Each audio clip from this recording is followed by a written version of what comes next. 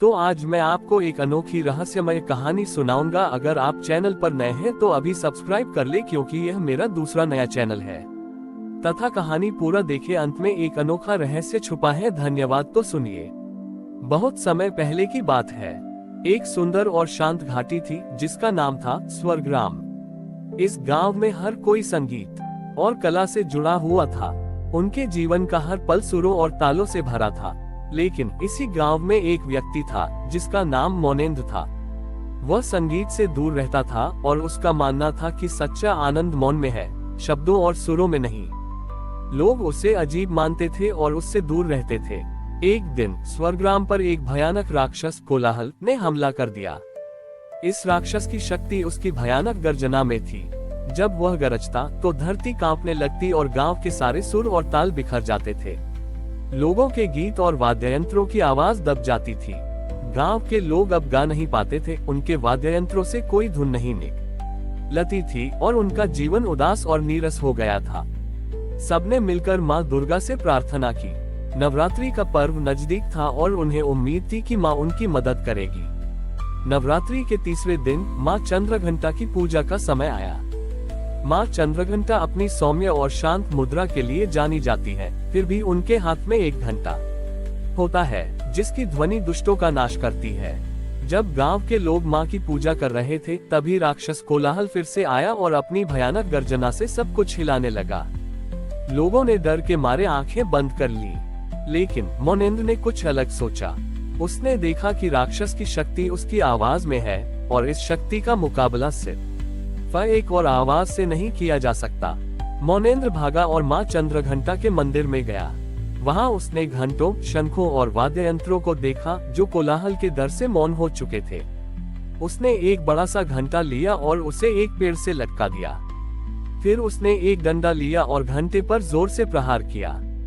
घंटे की आवाज बहुत धीमी थी क्योंकि कोलाहल की गर्जना बहुत तेज थी।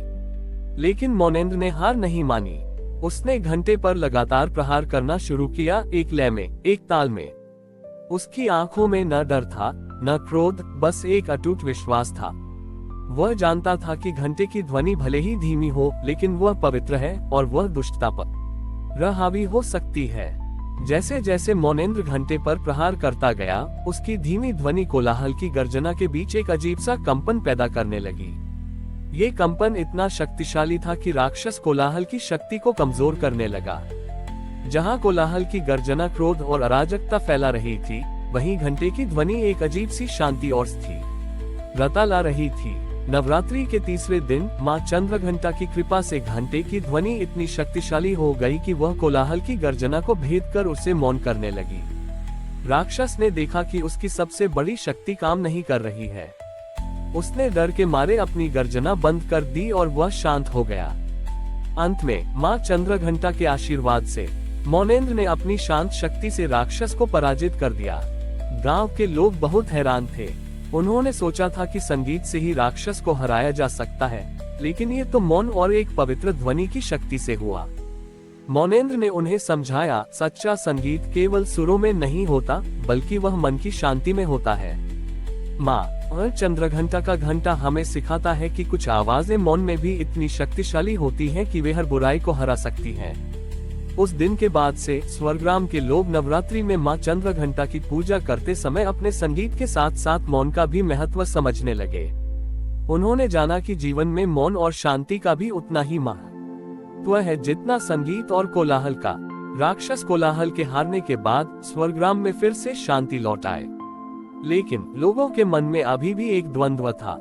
वे अब भी यह समझ नहीं पा रहे थे कि मोनेंद्र जैसे संगीत से दूर रहने वाले व्यक्ति ने उन्हें कैसे बचाया। उनके मन में मोनेंद्र के प्रति सम्मान तो था, पर वे अपने संगीत समुदाय का हिस्सा नहीं मानते थे। एक शाम गांव के सबसे बड़े संगीत गुरु सुरीलाचार्य ने मोनेंद्र को अपने पास बुलाया। सुरीलाचार्य की प्रतिष्ठा पूरे राज्य में थी। उन्होंने मोनेंद्र से कहा, बेटा, तुमने हम सब की जान बचाई है, लेकिन मैं ये जानना चाहता हूँ कि तुमने ऐसा कैसे किया। हम अपने संगीत से जिसे हरा नहीं पाए, तुमने उसे एक घंटे की आवाज से कैसे हरा दिया। मोनेंद्र ने शांत भाव से जवाब दिया, गुरुदेव, कोलाहल राक्षस शोर का प्रतीक था। हमारा संगीत उसके शोर का मुकाबला नहीं कर सकता था, क्योंकि वह भी एक तरह की आवाज ही थी। आवाज का जवाब आवाज से देने पर शोर और बढ़ता है। माँ चंद्रघंट ने मुझे सिखाया कि कुछ बुराइयों का जवाब शोर से नहीं, बल्कि शांति और मौन से दिया जाता है। घंटे की धीमी आवाज में जो कंपन था, वह सिर्फ एक ध्वनि नहीं थी, वह विश्वास और मौन की शक्ति थी। सुरीलाचार्य ने गहरी सांस ली। उन्होंने समझा कि मौनेंद्र सही कह रहा था। उन्होंने कहा, तुम्हारी बात सही है। हमने अपने गीत में केवल सुरों और रागों को ही खोजा, लेकिन उसके भीतर की शांति को नहीं पहचाना। हमारा संगीत बाहरी था, जबकि तुम्हारा मौन भीतर का था। उस दिन के बाद सुरीलाचार्य ने गांव में एक नई परंपरा शुरू की। उन्होंने तय किया कि हर साल नवरात्रि में, खास तौर पर माँ चंद्रघंटा के दिन, सभी लोग आधे घंटे के लिए अपने वाद्ययंत्र और गायन रोक देंगे। उस समय वे सब अपनी आंखें बंद करके मौन का अभ्यास करेंगे और अपने भीतर के सुर को सुनने की कोशिश करेंगे। इस नई प्रथा से स्वरग्राम के संगीत में एक अद्भुत परिवर्तन आया। उनका संगीत पहले से कहीं अधिक गहरा और भावनात्मक हो गया। अब उनके गीतों में केवल लय और ताल नहीं, बल्कि शांति और आत्मा की गहराई भी थी। मौनेंद्र, जो कभी गांव में अजनबी था, अब सबका गुरु बन गया था। उसने सिखाया कि सच्चा संगीत वही है जो मन को शांत करे। उसने ये भी सिखाया कि जीवन की सबसे मधुर धुनें हमेशा सबसे शांत पलों में ही सुनाई देती हैं। और इस तरह माँ चंद्रघंटा ने अपने शांत घंटे से न केवल एक राक्षस को हराया, बल्कि स्वरग्राम के लोगों को संगीत का असली अर्थ भी सिखाया। स्वरग्राम के लोगों ने मौन और संगीत के बीच का गहरा रिश्ता समझ लिया था। अब उनका संगीत न केवल कानों को भाता था, बल्कि आत्मा को भी शांति देता था। मौनेंद्र, जो कभी अकेला था, अब सबका गुरु बन गया था।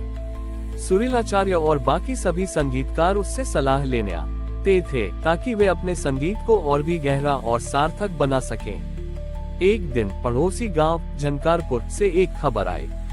झंकारपुर के लोग अपनी प्रतिभा और यश नाम पर बहुत घमंड करते थे। उन्होंने स्वरग्राम के लोगों को एक संगीत प्रतियोगिता के लिए चुनौती दी। झंकारपुर के लोगों का मानना था कि उनके पास सबसे महान संगीतकार, नर्तक और चित्रकार हैं, और स्वरग्राम, जो अब केवल शांति पर ध्यान देता था, कभी उनकी बराबरी नहीं कर पाएगा। स्वरग्राम के लोग घबरा गए। उन्हें लगा कि वे अपनी कला को भूल चुके हैं और इस प्रतियोगिता में हार जाएंगे। सभी लोग मौनेंद्र के पास गए और उससे सलाह मांगी। मौनेंद्र ने मुस्कुराते हुए कहा, हमें उनकी तरह बनने की जरूरत नहीं है। हमारी कला हमारी आत्मा का प्रतिबिंब है। हमें बस अपने भीतर की सुंदरता को बाहर लाना है। प्रतियोगिता का दिन आया। दोनों गांवों के लोग एक विशाल मैदान में इकट्ठा हुए। झंकारपुर के संगीतकारों ने अपनी प्रतिभा का भव्य प्रदर्शन किया। उनके प्रदर्शन में बहुत शोर शराबा और दिखावा था, जिससे दर्शक हैरान तो हुए, लेकिन उनके दिलों को छू नहीं पाए। जब स्वरग्राम की बारी आई, तो मौनेंद्र ने सभी को बीच में रोका। उन्होंने कहा, आज हम संगीत को एक अलग तरीके से प्रस्तुत करेंगे। उन्होंने गांव के सबसे उम्रदराज व्यक्ति को आगे बुलाया और उनसे कहा कि वे बस एक धीमी धुन गुनगुनाएं। फिर उन्होंने एक एक करके हर संगीतकार से कहा कि वह उस धुन में धीरे धीरे अपना वाद्ययंत्र जोड़े, लेकिन बहुत ही शांत और मधुर तरीके से। जैसे जैसे एक एक वाद्ययंत्र जुड़ता गया, एक अद्भुत और शांत संगीत का प्रवाह शुरू हुआ। ये संगीत ऐसा था कि उसमें हर सुर अपनी जगह पर शांत और स्पष्ट था। कोई भी आवाज किसी दूसरी आवाज को दबा नहीं रही थी, बल्कि हर आवाज एक दूसरे का साथ दे रही थी। धीरे धीरे उस मधुर संगीत ने पूरे मैदान में एक शांति और सुकून का माहौल बना दिया। लोगों ने देखा कि इस संगीत में केवल शोर नहीं, बल्कि रद और प्रेम था। ये संगीत सिर्फ कान के लिए नहीं, बल्कि दिल के लिए था। झंकारपुर के संगीतकार भी अपनी जगह खड़े होकर यह संगीत सुन रहे थे, और उनके मन में पहली बार शांति का अनुभव हुआ। प्रतियोगिता का परिणाम घोषित नहीं हुआ, क्योंकि झंकारपुर के मुखिया ने खुद ही आकर मौनेंद्र और स्वरग्राम के लोगों से कहा, आज आप लोगों ने संगीत का सबसे बड़ा पाठ हमें सिखाया है। सच्चा संगीत वह है जो मन को शांत करे और दिलों को जोड़े। आज आप जीत गए। उस दिन दोनों गांव एक हो गए। झंकारपुर के लोगों ने सीखा कि यश केवल बाहर नहीं, बल्कि भीतर से आता है, और स्वरग्राम के लोगों ने समझा कि जब वे अपनी भीतरी सुंदरता को कला में मिलाते हैं, तो वह और भी प्रभावशाली हो जाती है। और इस तरह माँ चंद्रघंटा ने अपने शांत घंटे से न केवल एक राक्षस को हराया, बल्कि स्वर्ग्राम के लोगों को ये भी सिखाया कि सच्ची कला और सच्ची सुंदरता अहंकार में नहीं, बल्कि प्रेम और सादगी में होती है। हमारी और भी आध्यात्मिक एवं अनोखी कहानियां देखने के लिए हमारे चैनल पर जाएं तथा धार्मिक एवं पौराणिक अनोखी कहानियां हमारे चैनल पर है। कृपया जाके देखें तथा हमारे चैनल को सब्सक्राइब करके रखें और वीडियो लाइक जरूर करें। धन्यवाद।